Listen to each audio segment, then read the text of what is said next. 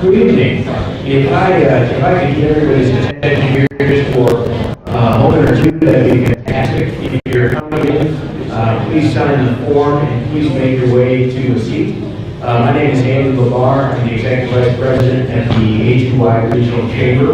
I want to thank all of you for being here tonight, and I want to thank everybody who's going to watch both during and after the event over the internet. A few quick specific thank yous to our sponsor, AT&T.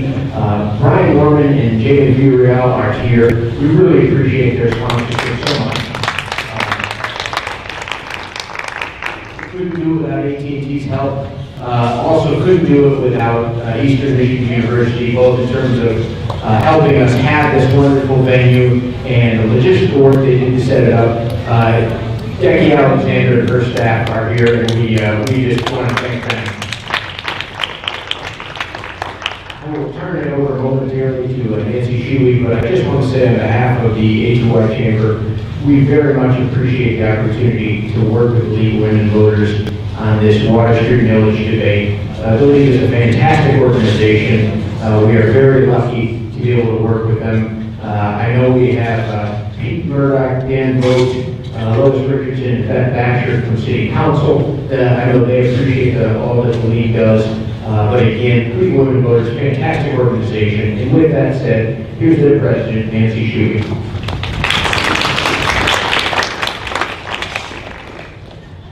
Good evening, everyone, and thank you for coming up to tonight's debate. As Andy said, my name is Nancy Shuey, and I'm co-president of the League of Women Voters. Sally Allen is taking up some of the slack as the other co-president. If you are interested in our organization, you can stop by the table by the door, find out more about our activities, and you can even join tonight if you wish. We welcome men as well as women, people of any gender, from the age of 16 on up.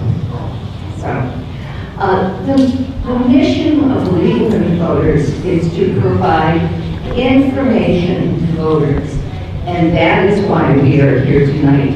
We want you to be able to make your own decision at the polls using the information that is available.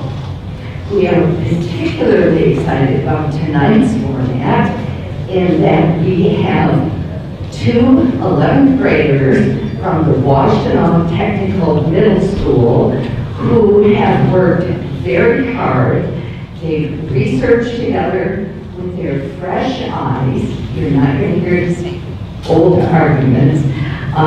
They've worked together to research the proposal and the issues surrounding it. They carefully crafted their best arguments and prepared defenses for their positions. And they rehearsed, and I'm sure rewrote. You, the voters of Ypsilanti, will be the beneficiaries of this effort. The moderator for tonight's debate is Professor John Chamberlain. He is Professor Emeritus of Public Policy at U of M's Gerald R. Ford School of Public Policy and Professor Emeritus of Political Science in the College of LSNA. Professor Chamberlain will explain the format of the debate itself, but I want to let you know that the program will end when the debate is finished. There will be no question and answer period. It will end promptly when the debate is finished. And now I turn this over to Professor John Chamberlain. Thank you, Nancy. I should also note that I'm a member of the League of Women Voters, and those of you who aren't, I encourage you to join up. It's a wonderful organization.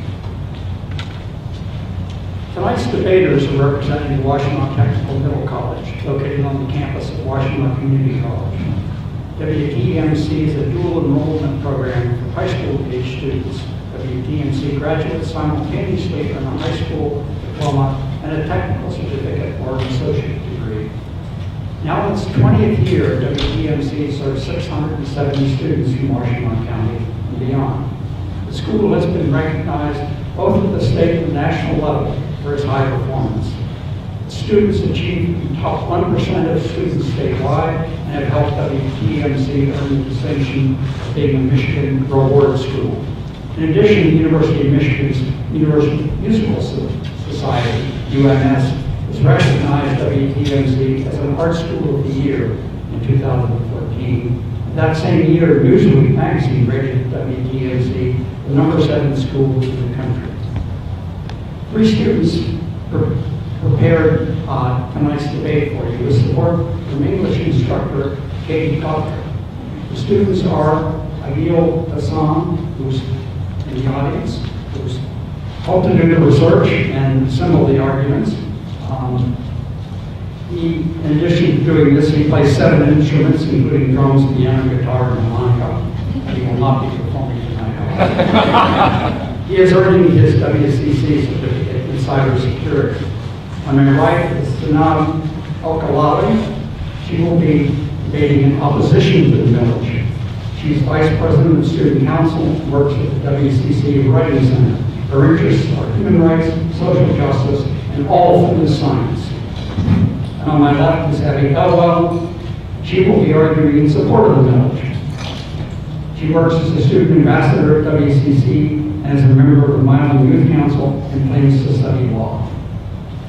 So with that, we will get going. The format is that Abby will go first and introduce some basic facts about this matter and then present her argument. Then Danab will respond. They'll each have 6 minutes to do this. We'll then catch our breath, and they will each make rebuttal arguments for 5 minutes apiece.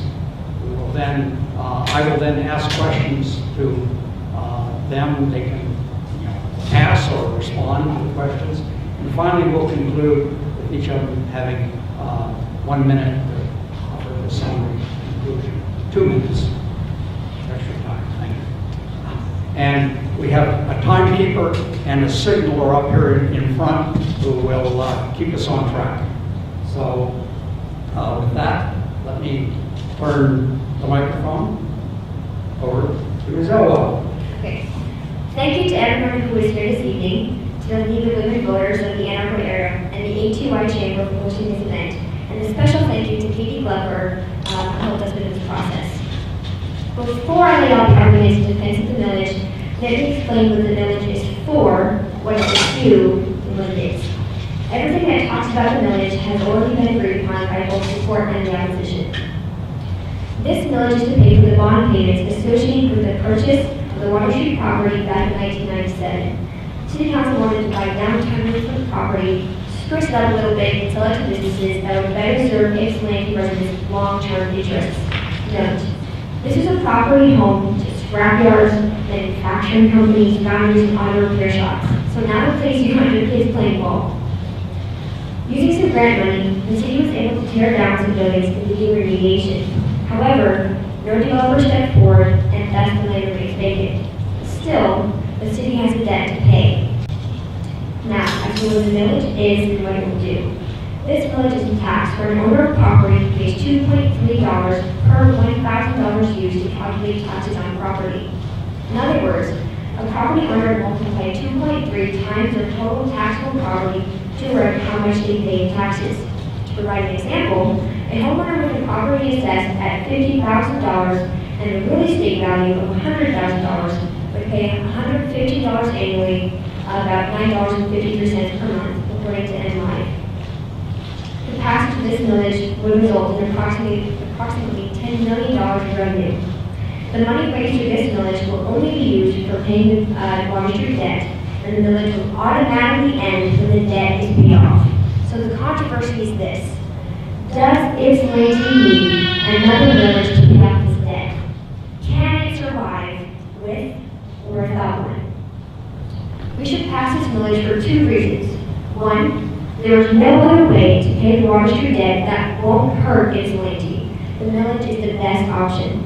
And 2, the debt must be paid before Ypsilanti can invest in other opportunities or improve Ypsilanti's quality of life. So first, the general fund is being drained by this debt. On average, 13.8% of the general fund was used to pay for the Water Street debt. Money in the general fund is normally used for operating purposes. So folks, this is the money used to pay for your firefighters, your police officers, your parks, your safety, your streets, your trash collection, your city events. This is the money used to make Ypsilanti better. It's the money used to make Ypsilanti a community. And yet the money was being used to pay a debt that wasn't really servicing anyone. So the debt cannot be ignored, it won't go away. Ypsilanti must pay off the debt, and it can no longer use the general fund. At this point, Ypsilanti as a city needs to increase revenues. There is no other way to pay the Water Street debt that won't hurt Ypsilanti. The city has already cut spending by converting retirees to Medicare Advantage, restructuring 15 police officer positions and 7 firefighter positions, establishing a new trash contract, reducing police and fire overtime, and converting LED streetlights, among other things. The council has done what it can to prevent major overhauls in city services, but now it's just time to raise revenue. With this millage leading to enough revenue to sustain city functionings and pay off the Water Street debt, Ypsilanti won't have to see a decline in their city. If this millage doesn't pass, tough cuts will have to be made. So let me explain the numbers here. If the millage is defeated, then city revenues will decrease by about $600,000. That's the public works budget right there. Expenditures in parks and recreation, about $430,000. Community development, $46,000, total about $500,000 out of 2016.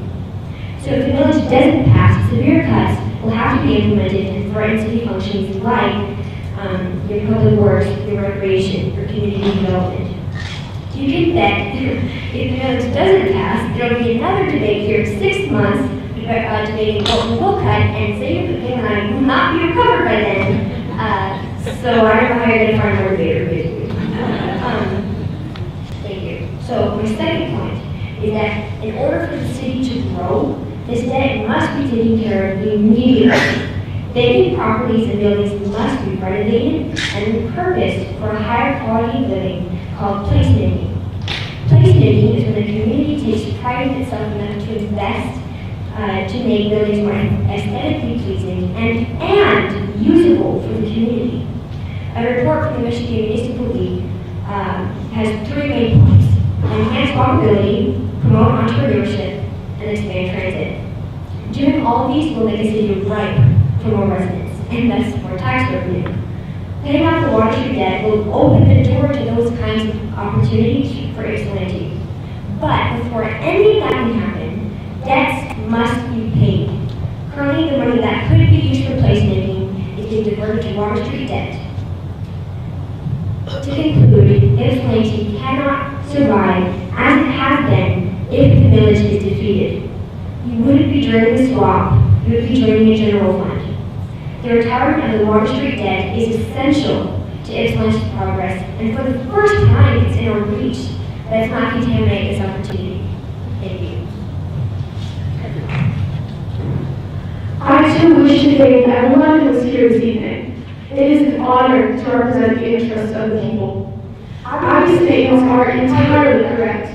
Collecting mill tax will be used directly for the Water Street property. After the necessary money is collected, the mill will be stopped. But the question is whether we need this mill or not. Water Street was bought in the late 1990s and development started in 1999. The first developer built more properties, backed out in 2004. A majority of 2006 was spent with Freed and Associates, but in the end, Freed and Associates left the deal, favoring stronger markets. Then, in 2008, the housing bust happened and home prices went down. Through all of this, Water Street was still there, accruing millions of dollars in debt. In 2012, City Council tried to impose an income tax to help pay off some of the debt. The citizens rejected the tax. Then, in 2016, another tax, this time a property tax, was requested. Again, the citizens rejected it. This year, City Council will try again to impose this tax. The ballot will take place in August. Again, the question is whether we need the tax or not. My first point is that there are a few problems with increasing taxes. including those that may not be as visible to the financial eye. One thing that people don't like about new taxes is that Ypsilanti already has extremely high millage rates. According to Richard Murphy, a former city planner for Ypsilanti, homeowners in the city of Ypsilanti already pay about 67.5 in mills. Homeowners in Ann Arbor pay a little more than 42 mills, and Saline residents pay a little more than 45 mills. Technically, homeowners in Ypsilanti do pay less in taxes, but that's only because houses in Ypsilanti sell for less than those in Ann Arbor or Saline. Once they're out of the area, they'll have to pay higher taxes, but their houses will sell for more. So why should we implement another tax to just drive more people out? Additionally, 50% of the city's land area is non-taxable, and that means that the remaining 50% have to bear the burden. This is due to the number of places like churches and schools. These are non-taxable, so you, the residents, have to accommodate for the untaxable property. If more people vote yes in this next ballot, the mill, which is 2.3 mill tax, will go into effect. Do note that a 2.3 mill road tax is ending, so citizens won't see a net increase in taxes. There are also other problems with increasing taxes. Businesses have to pay taxes too. Unfortunately, this means that they'll raise prices on the products sold in their shops. If you can just barely afford to provide for your family, this tax increase will prove incredibly unfavorable. While this is happening, less of your income will be available for your use. So naturally, you'll spend less. Now keep in mind, there are places like WCC, EMU, and U of M acting as hallmarks of our region. For example, graduates fresh out of college might be interested in setting up a business around Ypsilanti, but the increased tax rates won't help them. These new taxes deter them from setting up shop in Ypsilanti. Instead, they'll choose to start business elsewhere. What does that mean? Less cha-ching for us. Besides, people are currently allowed to buy property on Water Street. On the City of Ypsilanti's website, there is information given for people who would like to buy land on the Water Street property. A person can buy land between a half acre and 20 acres. In fact, some of the Water Street property has actually been sold already. A Family Dollar opened in the spring of 2015. 0.85 acres were approved, and the cost to build the Family Dollar was $210,000. It is supposed to create over $30,000 in taxes. Currently, that is the only property on Water Street. However, there is a housing complex that might take up all the area on Water Street. It's called the International Village, and they plan on buying up all the remaining land, around 36 acres. The housing complex, if built, will hold up to 3,000 people. This property hopefully will bring in taxes. The developers have until September 21st to tell us, and currently they are down on Water Street evaluating the property. Now, as many of you know, Water Street is contaminated. This is a fact which many have openly condemned, and tax abatements might be issued to incentivize buying the land. But even so, the Water Street property is off of our hands. According to NLAB, who cites company developers, if this project goes through, more than 1,000 jobs will be created. Moreover, the people who live in this place would create businesses that could bring in revenue for the city. This would bring in money to help pay off the debt, and Water Street wouldn't be in the city's hands. With the Water Street problem gone, the city can restore vital resources, schools, businesses, public service organizations. The more that we restore and renovate, the higher the generated revenue from these properties. However, this cannot be done efficiently if the wrong resources are invested into the wrong Water Street property instead. I'm sure that we all want to see Ypsilanti flourish. Together, let's determine the best way to do so. Thank you.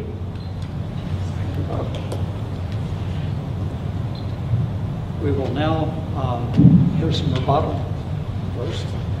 So, Okay, so one, Zainab said that tax increases would hurt families already struggling, and yeah, that is true principle. However, this millage is replacing a street millage that already retired, so citizens would not see an increase in taxes. It would stay the same.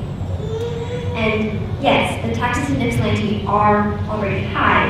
However, it should be mentioned that not all the property taxes are paid. Property taxes paid by Ypsilanti residents go to funding city government, or is even decided on by city government. A lot of it goes to the county, schools, and other institutions. Roughly half of the property taxes are paid to city government operations, like their street improvement, sanitation, and public transit. The total revenue collected from villages is about 66 or 67, and the revenue allocated to the city is about 35, according to the City of Ypsilanti's tax schedule as of July 2016. The 2.3 mils subtracted from the 35 mils we get is significant compared to how little is collected currently, and that will hurt Ypsilanti. Also, Zainab compared Ypsilanti's village rates to those in Saline and Ann Arbor. First, property owners in Ypsilanti still pay thousands of dollars less than property owners in Saline and Ann Arbor. So yes, the village rate is higher, but the assessable taxable property is worth less, and thus less is paid in taxes, according to the former city planner Richard Murphy in an interview with Mark Mayer. Still, the village is the most financially responsible way to handle this debt.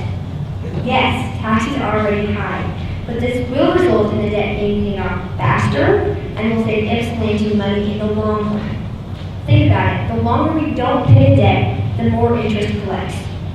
If the millage passes, the debt will be paid off in the next 15 years. Isn't it better to endure some pain in exchange for long-term prosperity? This millage is necessary to sustain Ypsilanti's quality of life and services. According to the City of Ypsilanti's comprehensive annual financial report as of June 30, 2016, which includes the past 10 years for comparison, there has been a decreasing trend of employees. The department to take the biggest hit in recent years was the police. The number of employees in the police department of field services went from 40 to 29 in the past 10 years. In the parking enforcement, from 6 to 2, and the council and full-time employees from 130 to 100. Rejecting this millage means cuts, which means less employees and thus less services offered. Using precedents from the past, investors want stable communities with governments that can function to aid the progress of said community. So basically, if you have less employees, less city services.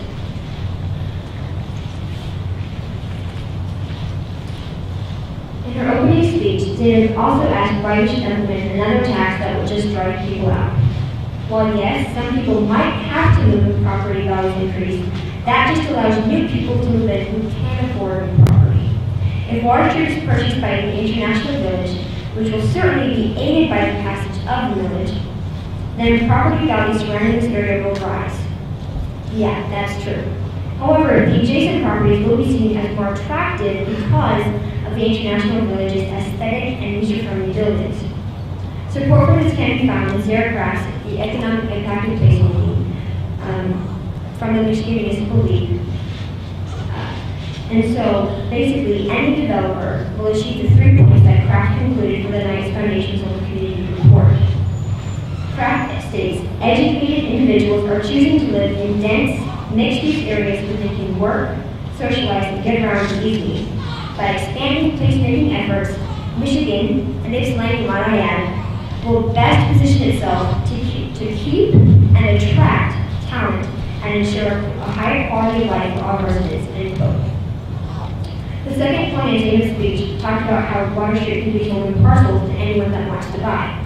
Land a half acre, 20 acres can be bought, and the people that buy land, they can develop it.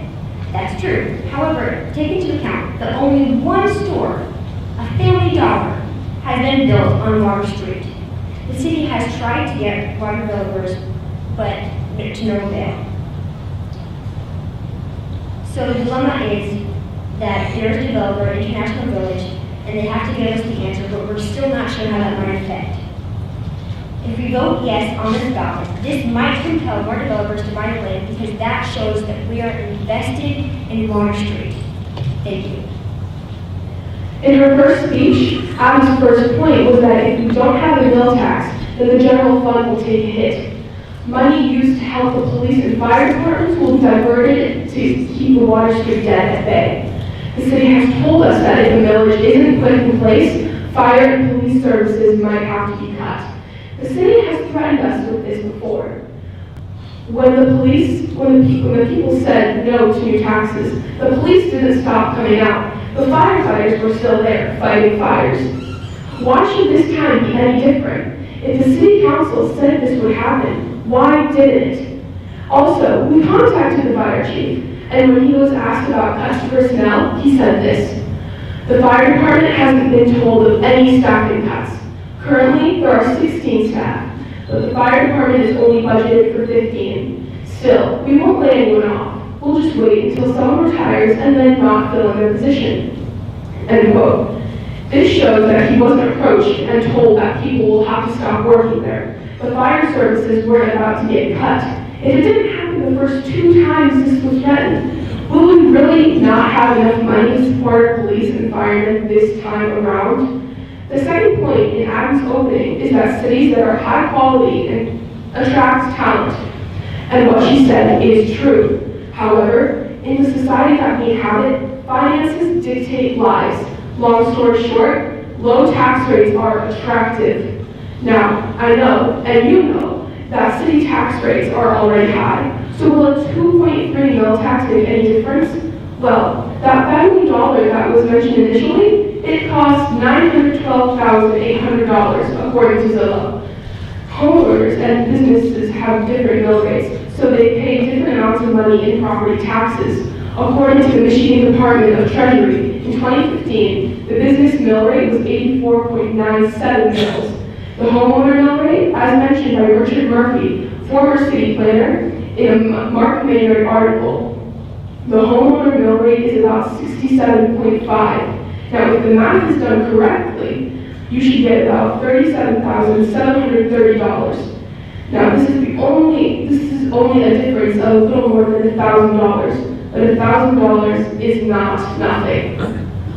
Also mentioned in Abby's second point, International Village is looking at the property, and Abby mentioned that taking the village might incentivize buying the land. Yes, I have to agree with that too. However, how much does the city want to lose? How much do you want to lose? It can be expected that tax abatements might be in the picture. That already reduces how much tax revenue that the city gets from this property. And then, this whole Water Street property might not go for the actual price that it's worth. This already entices International Village to buy the property. The real estate is also appealing. MLive reports that Amy Ju Foster, principal of International Village LLC, says about the property: the city's diversity and location near the University of Michigan, Eastern Michigan University, and other colleges and universities, the Center for American Mobility and M-City, and the site's beautiful setting along the Huron River make Ypsilanti the perfect place to attract and retain foreign investment. They find the real estate nice. This shows that International Village is genuinely interested in purchasing the land, and they know that purchasing the land is a good idea. So yes, Abby is correct in that the mill will help getting the land sold, but you, the residents of Ypsilanti, will have to decide just how much are you willing to sacrifice to get this land sold. And we'll now move to some questions, which I'll direct one side or the other, depending on who seems like the person that ought to get started.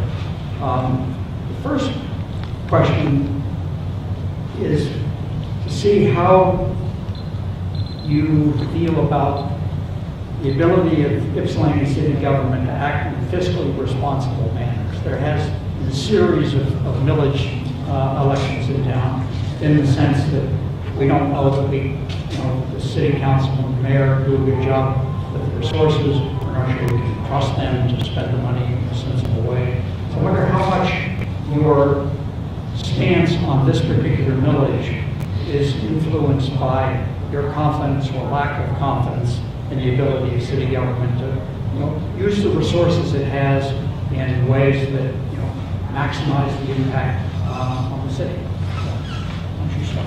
Well, I can give numbers, but I think what really matters is how the citizens of Ypsilanti have expressed their interest and their opinions on this current council.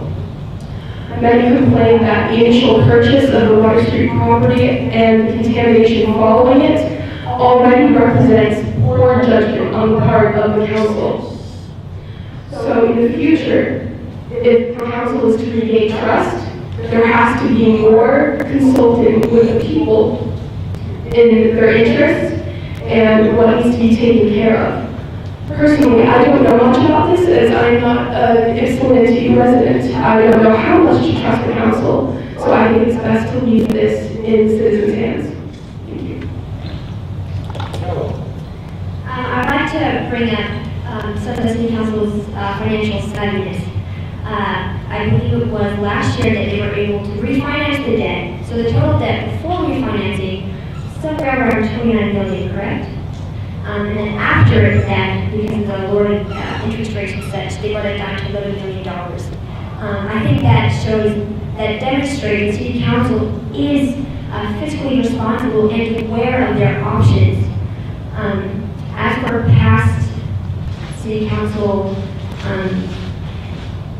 what's the word here? Mistakes? Well, the city council that's present today is not necessarily the city council that was present 10 years ago.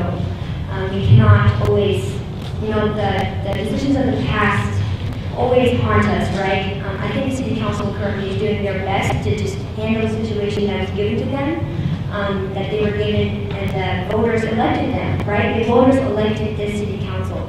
And I think that also demonstrates that Ypsilanti trusts city council as well. So, there we go. They refinanced the debt, which was a great financial choice, and they were voted in again. So I trust that Ypsilanti residents also trust their city council. Thank you. Okay, now let's turn to talk a bit more about the International Village proposal. That this is the prospect of a very large investment in the Water Street property, which would not only clean up the rest of the contamination, but build, major housing, retail facilities, 2 blocks off of downtown. We don't know what will happen on this.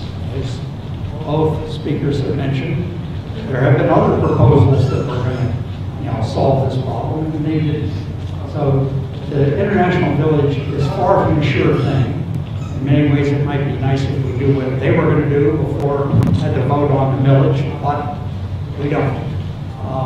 So with this uncertainty hanging over it, how does this figure into your thinking about voting yes or voting no on the millage? First one. Good question.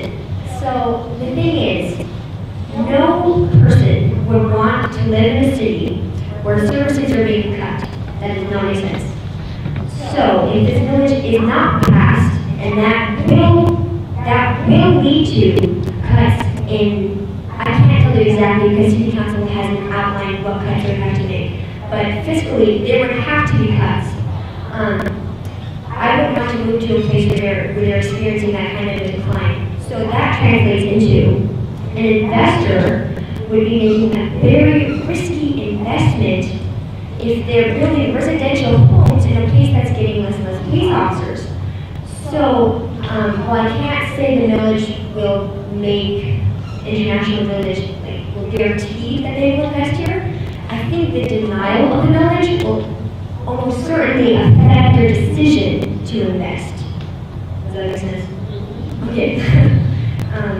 There you go. Something that's problematic about the millage being passed is that even when we are left with the general fund, there is no set outline with where those funds will go. Yes, there's talk of refinancing the police and fire stations, but none of that is set in stone. As far as International Village, it's already been clearly stated by quite a few officials that the property itself is attractive. So it is not necessary to pass this millage necessarily because it stands on its own. It's a great location, it's a beautiful property. Professional investors, people with fine-tuned taste, will see the appeal. Thank you. So are you both in agreement that something like International Village would be a good thing? Yes. but not now, or I'm not going to say it's fantastic, but comparing to what our prospects have been, I think they have very good potential to be a great solution to this problem. do you see any particular problems arising if the village passes, but International Village developers back out?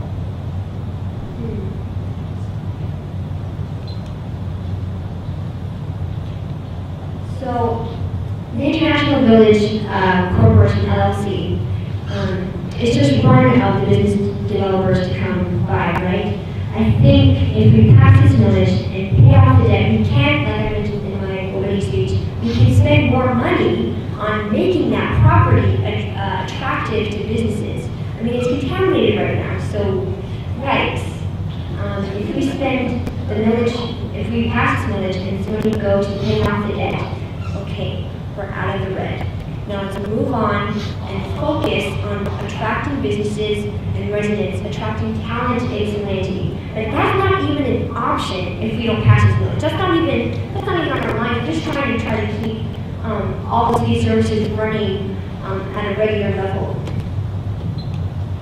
And a similar question to what extent is your opposition to the millage at this point in time affected by the fact that the International Village is still up in the air? Will you, if it was a sure thing, would you change your mind? Is it the uncertainty that leads you to oppose the millage, or this is just one of the set of factors that lead you to think this millage is not a wise choice for the city? This is only a set of, this is only part of a set of factors for the opposition side. Finances are risky, they're an interesting line of work. So there will be many reasons that investors would oppose a property. We may not always know these reasons, so it's difficult to say for sure. It definitely would be a leg up should this be proposed, should this be passed, but it is not necessary and is not a huge swaying factor in this debate. Okay, let me shift now to a more general question. It would probably be fairer to ask candidates for the mayor of Ypsilanti a couple of rising high school juniors. Let's see how you do with this one. As you think about your support or your opposition to this millage, how do you think about the path of recovery and development for the city of Ypsilanti? To what extent is this a key piece, and exactly why is its passage or its failure, a step in the right direction? So that's partly a question. What's the direction? What are your goals for this? And how does this particular millage help, get in the way, not matter much? Okay. So in recent years, revenue has been increasing. Not only is half of the taxable property in Ypsilanti not taxable, but just recovering from the recession and everything has been tough. So as for passing this millage, increases revenue at a time when, so there's something called the Headley Amendment in Proposal A, which makes it so that, I believe that taxation rates cannot rise above inflation rates. And that makes it very difficult for the city to operate on its budget, because it's very hard to raise revenue, right, when your tax rates can't go above your inflation rates. So, that is to say that if we pass this millage and we begin to increase revenues, we start to invest in our community, and then we get that done. And then we'll see where we are financially, hopefully in the black. I think that's great. And that's when we can invest. But honestly, if you said it on the premise that this millage would pass,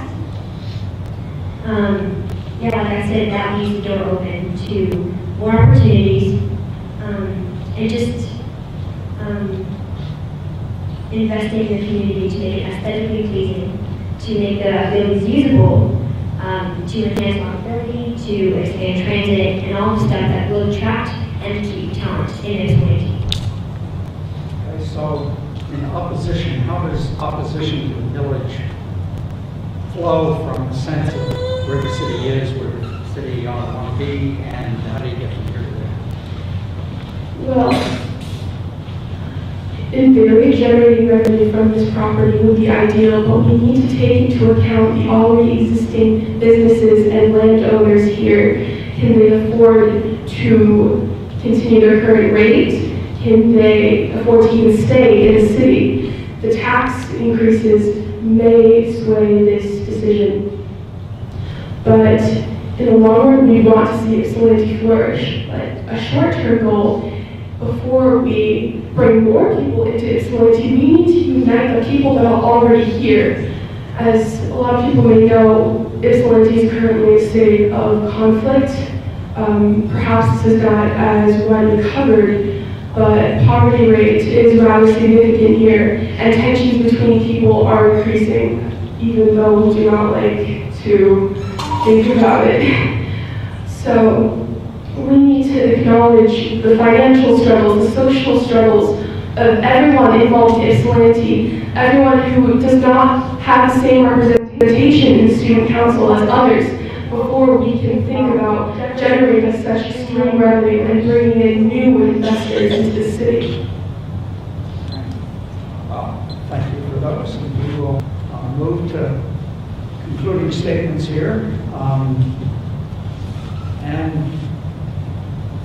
I think we let you start, we might as well let you finish. So why don't you offer your conclusion first? The general fund cannot continue to pay this debt. City Council has cut what can be cut without significantly hurting the city services. That's why you haven't seen any decrease yet, specifically. By refinancing the debt, City Council brought down the total debt owed. That was the first step. But the next step is to pull all the money together through this village and pull Ypsilanti away from this fiscal potential disaster. It cannot be guaranteed that International Village will buy the property, but their investment is made significantly more risky if the millage is rejected and city services are cut. If this millage isn't approved, your street will have less police officers, your community will have less to burn itself with, and your city will be deep in the red. Ypsilanti, you cannot ignore the state debt. You cannot continue as you have been. You must make a decision. Pay the property tax, which is replacing a different village, so you won't see an increase in taxes and have the potential for prosperity, or reject the tax, have a little bit more money in your pocket, but effectively threaten some of the basic operations of the city. Water Street may be contaminated, but Ypsilanti will be poisoned if this millage doesn't pass. Vote yes. So now you've heard the arguments for and against each side. Raising tax rates will encourage businesses to sell their products at higher prices. This will discourage people from spending more in shops. High tax rates will also discourage young entrepreneurs from starting a business in Ypsilanti. Second, Water Street could be sold. This would result in the city generating tax revenue, and Water Street would no longer be the city's property. In response to how the general fund is being drained and services getting cut, the last 2 times the city council said that fire and police services would get cut, services weren't cut. However, Abby rightfully mentioned that there are projected cuts to the police force. Safety is of course a top priority. However, crime rates fortunately are decreasing. Also keep in mind that the quality of the work and the relationships with all members of the community is a factor in policing as well. Remember, the general fund isn't necessarily the silver bullet for all of our issues. Eventually, when the city has more money, these services can be improved through adding more officers. We want to see this debt paid off. It is merely a matter of finance distribution. Now, we've given you the facts. Take these facts and do with them what you will. We hope that this debate was a learning experience for you, as it certainly was for us. The ballot will take place on the 8th of August. Be aware of how this change will affect you, your family, and the rest of the community. Vote no, even, should you think it is best. Vote no and demand reform. Vote no and demand the facts. Vote no and see the true capabilities of you, the people of Ypsilanti. The time for change has come. The city of Ypsilanti is yours. Recognize this opportunity and seize it.